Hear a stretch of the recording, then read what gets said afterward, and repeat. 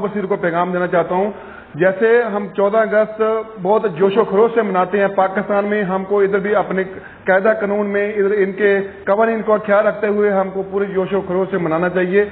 और जो कौमें अपना त्यौहार बड़े जोशो खरोश से मनाती हैं, इंशाल्लाह वही आगे अपने कंट्री को, अपने मुल्क को लेके जाती हैं। अपने तमाम दोस्तों को, ओवरसीज पाकिस्तानियों को 14 अगस्त मुबारक हो। 14 अगस्त के हवाले से सुपरफिक्स ग्रुप और हमारी पूरी टीम की तरफ से तमाम ओवरसीज पाकिस्तानियों को ये 14 अगस्त मुबारक हो, 75वीं 14 अगस्त मुबारक हो।